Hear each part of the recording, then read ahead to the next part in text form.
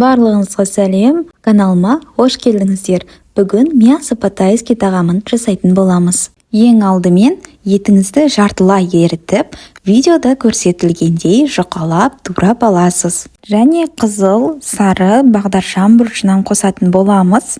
Оларды ірі етіп турайсыз. Майдаланып кетсе тағамда әдемі көрінбей езіліп кететін болады, сондықтан да кубик қылып ірі қылып турайсыз. Көрермен, менің рецептім сізге ұнаған болса, өз пікіріңізді қалдырып, менің каналыма тіркеліп алыңыз. Енді бір дана қиярды жолақты етіп 8-9 бөлікке бөліп алыңыз. Одан кейін чеснокты кубиктап майдалап турап алыңыз. Және пиязымызды ортасынан бөліп, оларды 5-6 бөлікке бөліп шығасыздар. Барлығын бір-бірінен айырып аласыздар. Сонда тағамымыз әдемі және дәмді болып шығады. Енді қызып тұрған майымызға етімізді салып қуырып аламыз. Екі жағынан қызартып, жақсылап қуырыңыз.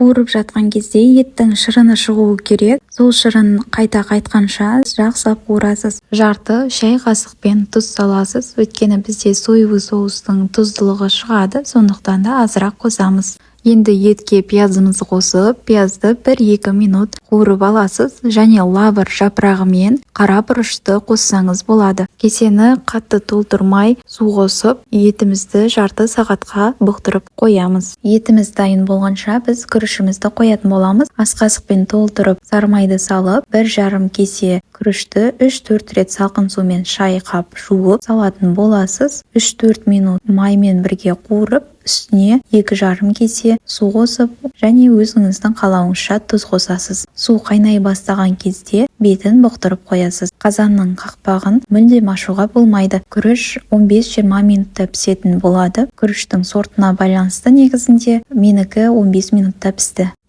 Бұқтырып қойған етіміз пісті. Енді лавр жапырағын алып тастап, қиярымызды, бағдаршам бұрышты, чесногымызды барлығын қосып араластырамыз. Және 2 ас қасықпен соя соусын қосып, жарты кесе су қосып араластырып 10 минутқа бұқтырып қоямыз. Етіміз де күрішіміз де бір уақытта піседі. Осы видеомен жасап көрсеңіз, күрішіміз сондай бір-біріне жабыспайтын, рассыпчатый болып шығады.